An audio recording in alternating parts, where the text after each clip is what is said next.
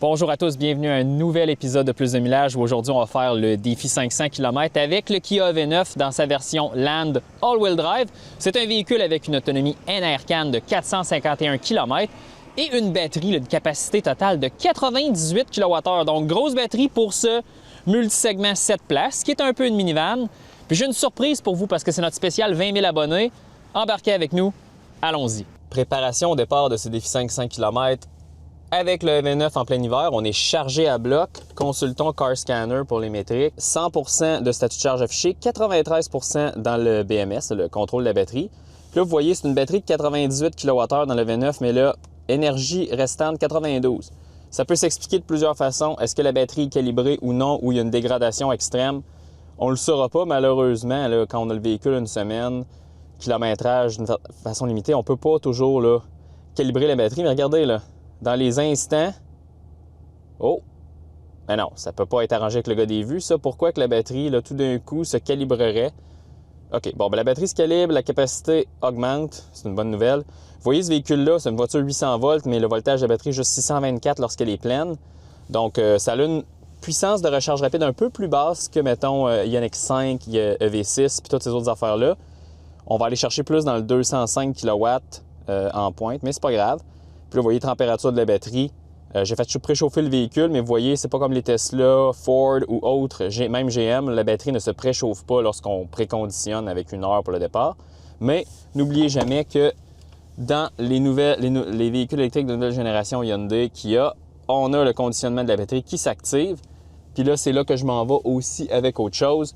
Le véhicule n'est pas connecté au service info nuagique Kia, donc il n'y a pas de planificateur de trajet. Donc, on ne peut pas mettre une destination dans le système de navigation qui va vous dire le pourcentage de batterie à l'arrivée et vous ajouter des arrêts de recharge. Donc, on va y aller à l'ancienne méthode. Gardez la batterie bien chaude, puis on va utiliser Android Auto pour naviguer. Même méthode que d'habitude, on va quitter Montréal. On va se rendre à notre point de retournement à Québec. S'il faut recharger, on va recharger. Puis ensuite, rebrousse chemin. On va arrêter à Saint-Louis-de-Blandford, site de recharge très, très populaire au Québec, puis aussi avec beaucoup de capacité. On a des bornes de 350 kW, donc on va faire une recharge comme d'habitude, qu'on va espérer qui est parfaite selon le manufacturier. Puis ensuite, bien évidemment, le défi 500 km seront complétés là, sur le pont Champlain, l'île des Sœurs, quelque chose comme ça. Climatisation à 21 degrés sur automatique. Le trajet est réinitialisé. La pression des pneus a été contrôlée à 38 PSI selon la notice dans la porte du véhicule. Et aussi, super important, aujourd'hui, ça va être une journée très froide. Lorsqu'on va sortir du garage, il fait à peu près moins 16, moins 17 degrés Celsius. Pas trop de vent, 15 km/h, mais ça va être froid. Donc, notre autonomie ici, comme vous voyez, là, il nous affiche 387 en fonction des conditions. 630 si les conditions s'améliorent, ça c'est impossible. Puis 306 si elles se détériorent. Pas mal plus qu'on s'enligne vers un 306 km ici pour le premier segment. Lorsqu'on changera la scène, puis vous allez voir la route, vous allez voir l'heure de départ, parce que vous remarquez qu'aujourd'hui, c'est exceptionnel, il est presque 7 heures. Qu'est-ce qui se passe? Je vous réserve une petite surprise.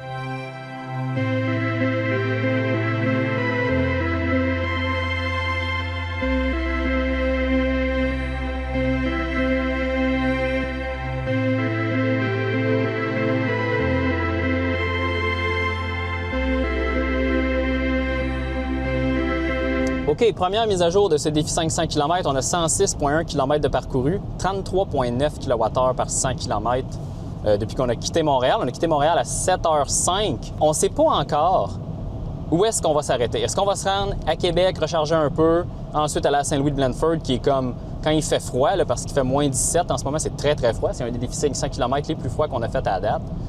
Je ne sais pas encore ce qui va arriver. Puis là, je vous l'ai dit au début, hein, on n'a pas le système info nuagique de Kia, donc on n'a pas vraiment un planificateur de trajet adéquat. Fait qu'on y va à la bonne franquette, mais ça ne me stresse pas, ça.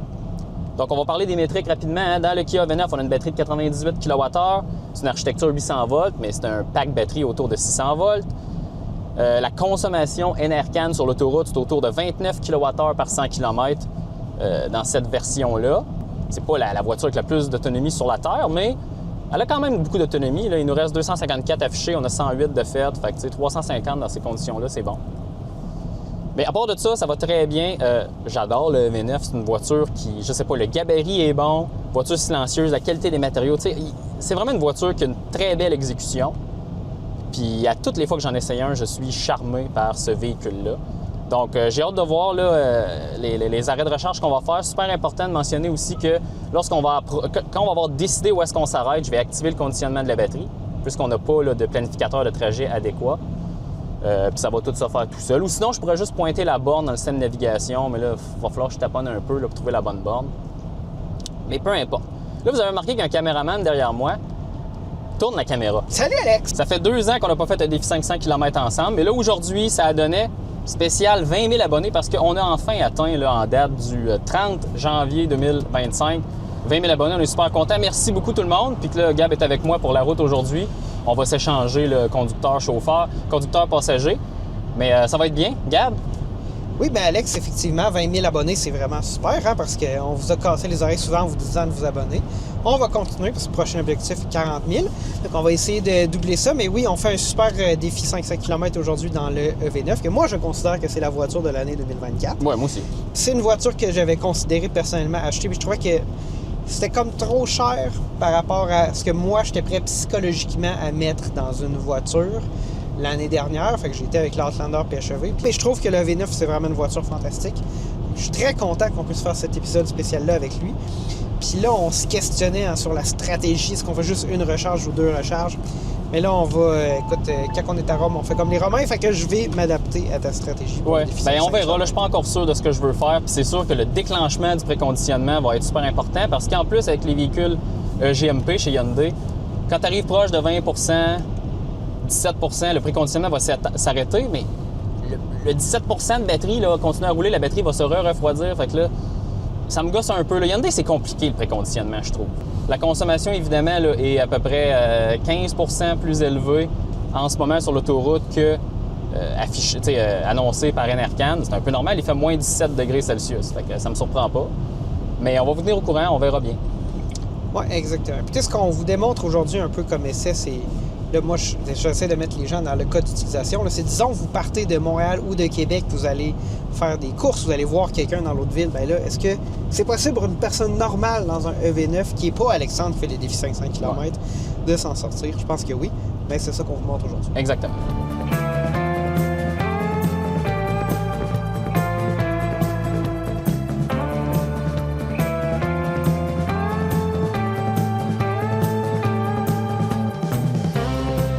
OK, deuxième mise à jour, on a 147 km de parcouru. Là, moi puis Gab, on vient tout juste d'enregistrer un petit podcast qui parle de est-ce que le Canada devrait autoriser les véhicules d'origine chinoise au pays sous plein de conditions intéressantes. Vous irez voir ça, le lien juste en haut, il va apparaître. Mais bon, on va retourner au défi 500 km. Là, en ce moment, il fait moins 18 degrés Celsius. Donc, c'est officiellement le défi 500 km le plus froid qu'on a jamais fait. Je suis très content parce qu'il faut montrer des conditions extrêmes. Et là, c'est quoi notre stratégie aujourd'hui de recharge? Très simple. Nous allons aller recharger à Saint-Nicolas, le premier arrêt. C'est confirmé parce que nous n'aurons pas assez d'autonomie là, pour faire 342 km, qui est Montréal, rebrousser le chemin à Québec et se rendre à Saint-Louis-de-Blandford, qu'on va dépasser dans quelques instants. Parce que notre consommation est maintenant de 34,1 kWh par 100 km. L'air est super dense, ça tire. Là. Puis si je regarde aussi la consommation électrique là, du chauffage, ici, là, pour maintenir ça à 21, on tire toujours là, 3 kW.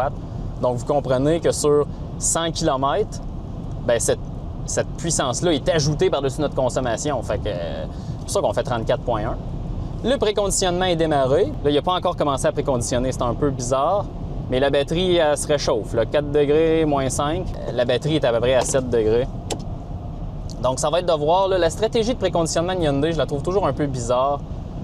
C'est sûr que c'est pas des batteries qui ont besoin d'être super chaudes. Autour de 24 degrés Celsius, ça va être suffisant. Mais regardez, on le voit ici, regardez là. Soin de la batterie, là. On tire 4,4 kW. Fait qu'on chauffe officiellement. Donc la consommation va augmenter de façon significative. Donc il faut arrêter à Saint-Nicolas. Puis je crois pas qu'on va faire une recharge complète là, parce qu'il faudrait charger là, à 90 puis c'est pas ça qu'on veut.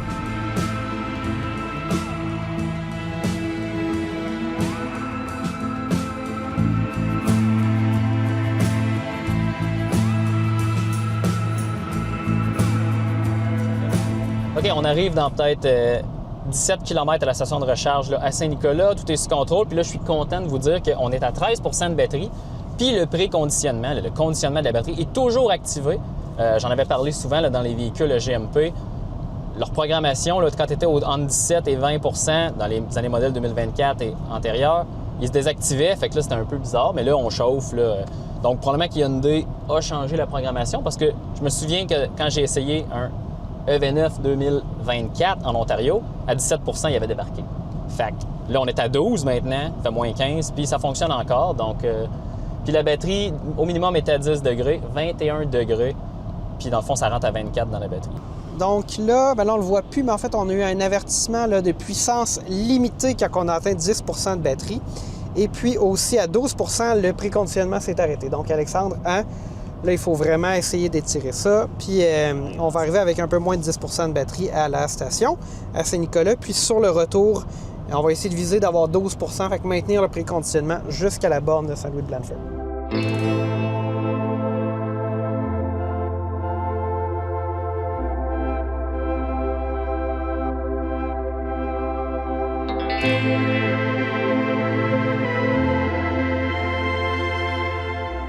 Donc, on est rendu à Saint-Nicolas avec le véhicule. On s'est branché à 8 %.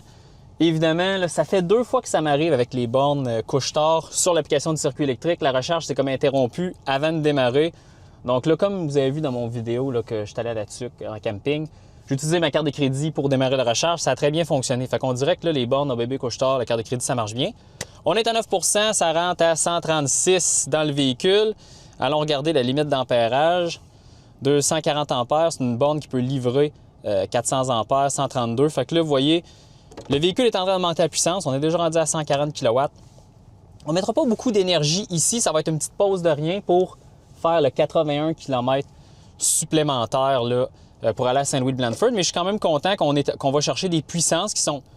Évidemment, ce véhicule-là, c'est 205, la puissance maximale. Mais tu sais, compte tenu de la température extérieure, de la température de la batterie qui est relativement faible, on s'en sort très bien avec ce véhicule-là. Pendant qu'Alexandre fait une pause biologique, là, je vais vous faire une petite update. Vous voyez, on est rendu à 26 % de statut de charge. On va continuer à charger un peu plus.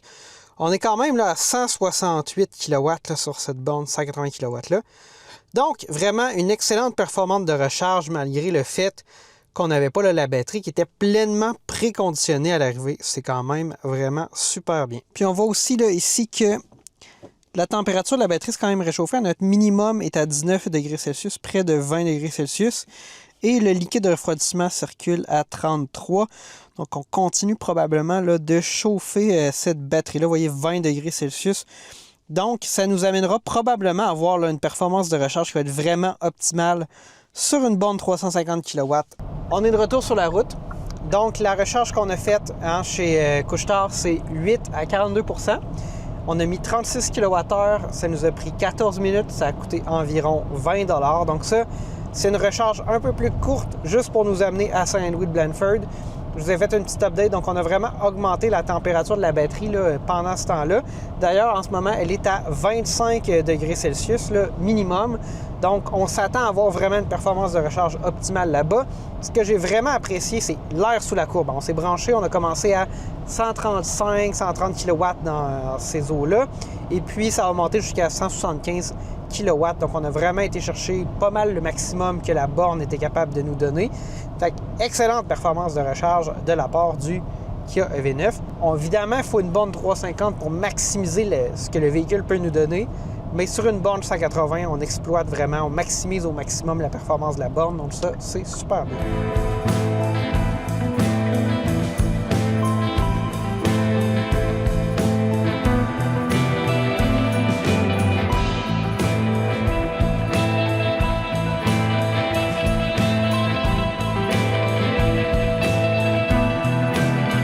On est maintenant à la borne de recharge 350 kW à Saint-Louis-de-Blanford.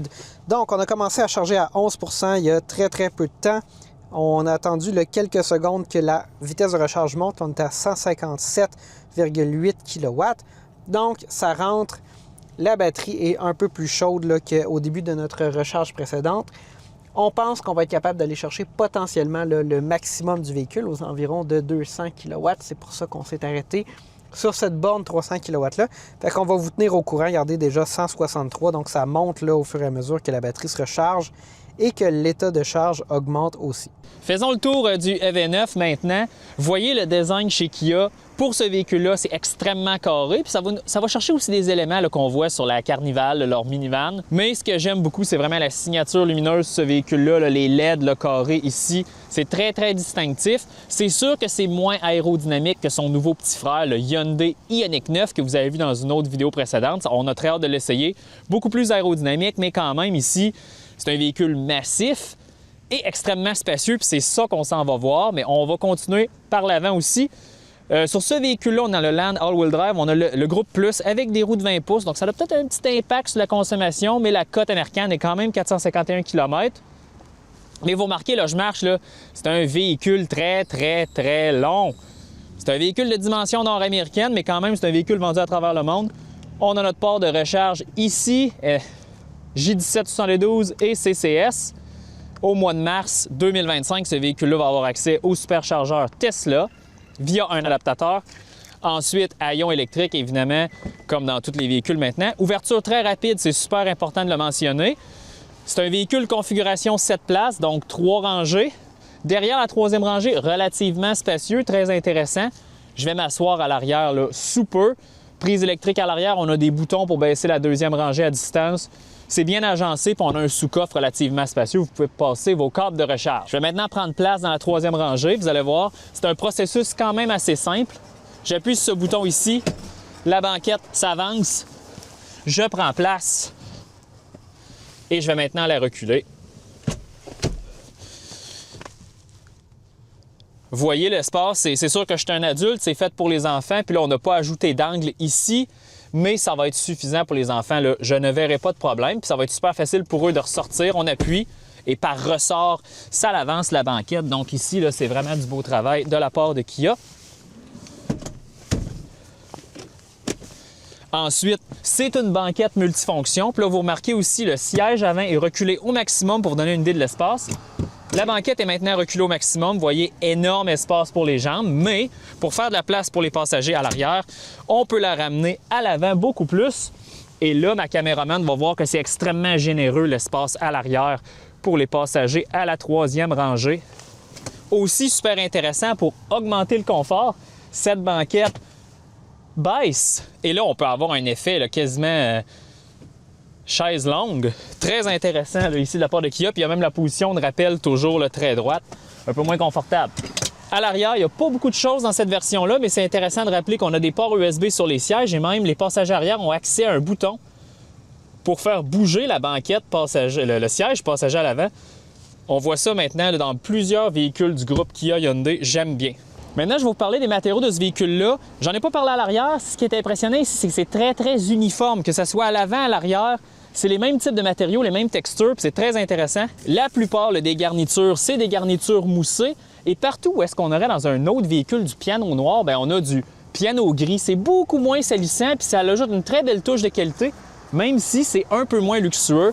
Des appliqués dessus, toutes les surfaces qu'on touche sont moussées, sauf le bas de la porte. Mais regardez, véhicule de construction coréenne. Honnêtement, j'aime la qualité de construction ici, c'est solide. Côté siège conducteur, extrêmement confortable. On est assis droit comme dans une minivan. Écoutez, ça a beau avoir l'air d'un VUS, ça reste une grosse boîte pour transporter toute la famille. Donc, ça tombe dans la catégorie de la minivan pour moi. Mais oui, le confort du siège est excellent. La planche de bord, c'est très, très Kia, même que ça ressemble beaucoup là, à tout ce qui se fait sur leur gamme. Mais c'est le EV9 qui a amené ce nouveau design-là. Levier de vitesse rotatif. On a des boutons pour la climatisation, la ventilation, le volume. Donc ça fait changement là, du EV6 qui avait moins de boutons. C'était tactile. Ici, on est revenu avec des boutons. Console centrale extrêmement généreuse. Chargeur sans fil. On a 2 étages. On peut mettre un petit sac à l'avant. On a des ports USB. C'est partout des porte-verres. Et aussi la planche de bord avec l'écran complet. Très intéressant. Le défaut, c'est que le panneau tactile de la climatisation est toujours obstrué par le volant. Ça, c'est une déception ici. La batterie vient d'atteindre là, une température minimale de 20 degrés Celsius et ça semble être là, ce qui a été l'élément déclencheur pour nous permettre d'aller maximiser la recharge du véhicule. Donc maintenant, on charge à 198 kW. Donc, on était aux environs de 165. Et puis là, dès qu'on a atteint un peu plus de 20%, puis 20 degrés ici, on est allé chercher là, du environ 200 kW. Donc, on charge vraiment au maximum de ce véhicule-là. Il faut se rappeler que le EV9 charge un petit peu moins vite que le EV6 et le Hyundai Ioniq 5. C'est une question de maximum de voltage parce que même si on a une architecture 800 volts, on n'a pas vraiment un batterie pack 800 volts. Vous voyez, le voltage actuel, c'est 572. Donc, des petites limitations au niveau de la performance de recharge à ce niveau-là. Bien, 200 kW, c'est très bon. Puis, c'est sur une borne 350 qu'on va chercher le maximum de performance. Mais, en fait, c'est à peu près 200, 205. Là, le maximum, on est à 199 en ce moment. On va peut-être toucher le 200. Il faut se rappeler aussi qu'il fait moins 17. Donc, recharger à 199 kW à moins 17 degrés Celsius, c'est quand même bien. Parce que si on était en BZ4X, on chargerait genre à 3. Donc, on vient de terminer la recharge à Saint-Louis de Blandford. On est arrivé à 11 %. On a chargé jusqu'à 73 %. On a mis 66 kWh en 21 minutes. Et ça va coûter 38 $. Donc ça va nous permettre, là, évidemment, de retourner jusqu'à Montréal.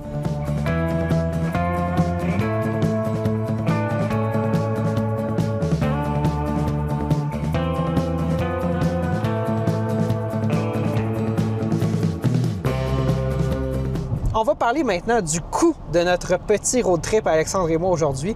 Parce que là, certains d'entre vous avaient peut-être déchiré vos chemises quand on vous a dit que ça avait coûté 38 $ à Saint-Louis de Blandford. Parce qu'il y en a qui pensent que les autos électriques, c'est pour sauver de l'argent. Fait qu'on va essayer là, de nuancer un peu tout ça. Donc oui, ça nous a coûté 38 $ à Saint-Louis de Blandford, 20 $ à Saint-Nicolas, donc 58 $.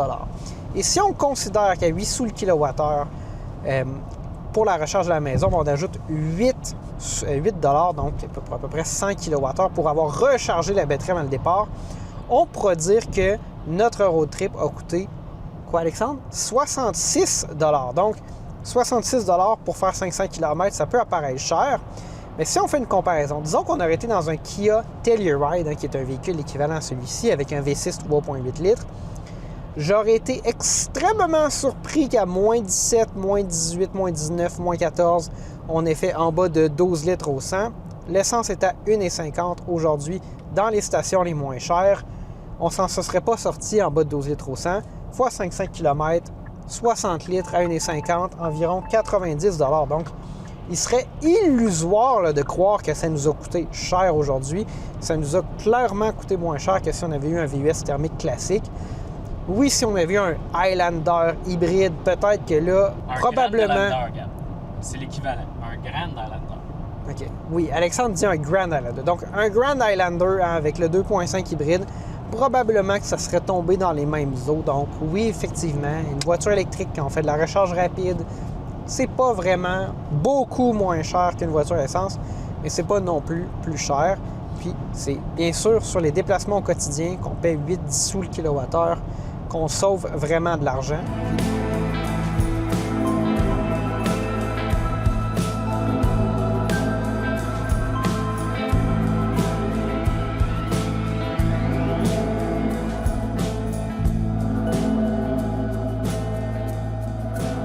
Le défi 500 km tire à sa fin, donc on est rendu à 498 km. D'ici à peu près 40 secondes, on va avoir dépassé le 500 km. Il est quelle heure, Alexandre? Il est 12h35. Fait que ça va nous faire un temps, là, à peu près 12h36 de, 4 heures. On est parti à 7h05. Ça fait 5h30, Alexandre. Ouais, 5h30. Puis il y a des déductions aussi. Oui, il faut ajouter des déductions. Donc, on retire 5 minutes parce qu'Alexandre n'a pas été capable de payer avec l'application du circuit électrique sur la première borne à Saint-Nicolas. Puis, on a eu du trafic aussi en quittant l'île de Montréal. Donc, on retire 5 minutes pour ça. Fait que ça nous amène à 5h25. Mais il faut faire une autre déduction, Alexandre, parce qu'on voit notre état de charge. Oui, notre état de charge est de 23 % actuellement. Mais il faut faire une déduction aussi pour l'état de charge, parce qu'on est à 23 %. On a surchargé à Saint-Louis-Blandford. On aurait voulu viser 10 %, mais on en a mis un peu plus parce qu'il faisait froid. Puis aussi, on a considéré la consommation qu'on faisait, en fait, avant d'arriver à Saint-Louis-Blandford, qui incluait du préconditionnement, alors qu'on n'a pas eu besoin de préconditionnement. La batterie était bien au chaud en quittant. Fait que ça a réduit notre consommation à peu près 31 kWh par 100 km. Fait qu'on a réduit on va retirer un autre 5 minutes pour le 13% supplémentaire de batterie. Fait que ça fait 5h20, ce qui est vraiment un incroyable résultat, je pense. À moins 17, là, les températures ont varié entre moins 12 puis moins 19. Ce qu'on a vu le plus, c'est du moins 17 aujourd'hui. Je pense que c'est un excellent résultat pour le Kia EV9. Vraiment, chapeau à Kia. Performance de recharge très solide. Nous voici arrivés, Alexandre, à la conclusion de notre essai du EV9 en défi 500 km hivernal. Donc, je vous ai dit 5h20 là, à la fin du défi tout à l'heure. Mais en fait, c'est 5h21 parce que je n'avais pas vu le passage de la minute. Donc, 5h20 après une réduction de 5 minutes pour les 13% supplémentaires de batterie qu'on avait. On est arrivé à 23%. Et les déductions trafic et, disons, cafouillage à la borne. Mais c'est pas plus grave que ça. Fait que 5h21 en hiver, Alexandre, à moins 17 degrés, c'est vraiment exceptionnel. Juste pour vous donner un comparatif, sur le même chemin, au mois de novembre, cet automne, le Volvo EX30 a fait 5h20. Mais il faisait 0 là, de température là, moyenne. Et là, on est 17 degrés plus froid, un véhicule plus gros. Donc là, c'est comme, on en ajoutait par-dessus, qu'on a fait le même temps. Évidemment, il y a des déductions, mais vous comprenez, les déductions servent à ramener tout le monde au même pied d'égalité. Je trouve ça impressionnant. Évidemment, le gros avantage ici, c'est la recharge rapide qui est réellement rapide. Parce que si on avait eu, mettons, un Cadillac Lyriq là, qui a la même grosseur de batterie, puis qui aurait le même gabarit, bien, la recharge rapide n'aurait pas été aussi rapide. On aurait rajouté peut-être 15 minutes de recharge au total dans tout ce trajet-là. Donc, tu sais, l'histoire du 800 volts, là, même si c'est juste 550, 600 volts, ça a du bon, surtout que notre réseau de recharge au Québec est fiable. Circuit électrique, hein, le cafouillage qu'on a, c'est juste de l'identification entre l'application puis le véhicule. Mais lorsque tu es branché puis la recharge démarre, ça fonctionne, on n'a jamais de pépin. Oui, parce que c'est quand même impressionnant. On chargeait à 205, 210 kW, alors qu'il faisait moins 17 à l'extérieur. Oui, on avait préconditionné la batterie, puis oui, on avait déjà fait une recharge avant, mais il y a quand même peu de véhicules qui sont en mesure de faire ça. Et on rechargeait au-delà de 50% d'état de charge à plus de 200 kW. Bien, les véhicules GMP ont une bonne courbe de recharge. C'est plat là, au-delà de 200 kW là, parce que la limite d'ampérage est basse, mais vu qu'on double le voltage, c'est plus facile. Puis ça, c'est vraiment le gros avantage de ces véhicules-là. Chose que j'ai aimé aussi, maintenant, le préconditionnement s'arrête à 12 %, ce que je trouve très, très raisonnable. Dans d'autres versions, c'était plus haut que ça. Ça l'aidait pas parce que si tu voulais vider ta batterie, tu pouvais pas vraiment, si tu voulais avoir une recharge optimale. Là, maintenant, à 12 %, c'est pas mal la fin. C'est intéressant. Aussi, la consommation était pas si élevée que ça quand tu regardes ça. Le dernier segment s'est fait à 30,9 après la recharge. Donc, moi, je soupçonne qu'il y a de la récupération de chaleur dans la batterie qui a réduit la demande en chauffage puisqu'on était à la moitié de ce qu'on avait au début du trajet. Puis la consommation là, totale de ce trajet a été de 33,4, soit 20 % de plus que sa consommation de 28 point quelque chose sur l'autoroute de NRCan. Mais c'est impressionnant. Mais là, tu amènes un point intéressant, Alexandre. Au niveau de la batterie, il n'y a pas de préconditionnement de la batterie lorsqu'on est branché sur une borne de niveau 2. Donc, quand on a quitté, même si le véhicule était stationné toute la nuit dans un stationnement intérieur et qu'il y avait une horaire de départ à 7 heures, la batterie était froide quand même quand on a quitté. 8 degrés, relativement froide. Et donc, on n'a pas pu aller récupérer la chaleur pour se réchauffer. On est arrivé avec une batterie plus froide, on a dépensé plus d'énergie pour faire du préconditionnement de batterie. Ça, c'est quelque chose ça nécessite définitivement de l'ingénierie, mais il manque pas de composantes mécaniques ou électriques dans le véhicule qui permettraient de faire ça. En théorie, on le présume. Et là, ça nous aurait permis de faire des gains quand même intéressants. Ouais. Puis l'autre lacune, c'est le manque de planificateur de trajet parce que la connexion Internet du véhicule n'était pas activée. Si vous achetez le véhicule neuf, elle va être activée, mais il y a une période d'essai, tout ça. Évidemment, une chance qu'on a un bouton pour le préconditionnement. On a pu faire ça, mais pour le commun des mortels, ça prend un planificateur de trajet robuste. C'est super important parce que ça vous permet de savoir ce que vous faites. Puis aussi, la surrecharge qu'on a faite, ça vient de là. Donc ça, il y a ça. Puis aussi, parlons peut-être maintenant du prix de ce véhicule-là, Gabriel. Oui, 73 000 bidous, 73 000 c'est quand même beaucoup d'argent. La version qu'on a aujourd'hui, c'est un Land à traction intégrale avec l'ensemble plus qui inclut les roues de 20 pouces, un toit panoramique, des poignées luxueuses et une autre chose de ce genre. Ce qui est 13 000 de plus essentiellement qu'un Kia Telluride équipé équivalent. Donc, on voit que l'écart de prix entre un Telluride et un EV9, c'est essentiellement la subvention qui n'existe plus parce qu'on filme ça aujourd'hui le 1er février. Donc, il n'y a 0 cent de subvention, plus aucune subvention sur le véhicule électrique. jusqu'à dans 2 mois environ, quand ça va revenir au Québec. Si ça revient. Mais au Québec, on pense que au Québec, il est prévu que ça revienne. Au fédéral, Pas sûr. on pense pas. Fait que, c'est ça, c'est quand même un véhicule qui est assez dispendieux. C'est comme, on en a pour son argent comparé au comparatif du marché, mais c'est plus cher qu'un VUS compact électrique comme un Kia EV6, par exemple, ou un Tesla Model Y. Ou le Mach-E ou tous ces autres-là. Tu sais, mais à la fin, c'est un véhicule plus gros, mais ce véhicule-là, c'est un vrai 7 places, fonctionnel. Tu sais, dans le fond, il fait tout ce que le Telluride fait, mais il est électrique. Puis c'est ça que j'aime beaucoup du EV9, c'est qu'il y a peu de compromis avec ce véhicule-là. C'est vraiment impressionnant. Vraiment un véhicule extrêmement bien exécuté. C'est pas la première fois que je dis ça, là. C'est un de mes véhicules préférés sur le marché. Clairement la voiture de l'année dernière, selon moi. On va voir si le Ioniq 9 va mériter ce titre. Effectivement, on a très hâte de l'essayer cet été. Donc, sur ce, espérons que vous avez aimé. Pensez à nous laisser un petit like si vous avez aimé cette vidéo. Laissez-nous un commentaire, posez-nous des questions, il n'y a pas de problème. Aussi, pensez à vous abonner à la chaîne. Maintenant, on a 20 000 abonnés. On va essayer de se rendre à 40 000 avant la fin de l'année 2025, on espère. Et aussi, vous pouvez même se joindre avec une petite contribution mensuelle supplémentaire. Vous allez pouvoir regarder cette dite vidéo quelques semaines d'avance lorsqu'on va avoir fini le montage, puis on va la mettre dans YouTube, mais elle sera réservée aux membres et après ça, elle sera publique pour tous. Puis aussi, ça vous donne des avantages comme on répond de façon prioritaire à vos commentaires. Mais c'est ça, donc sur ce, on se revoit dans un autre épisode de Plus de Millage. On se laisse là-dessus.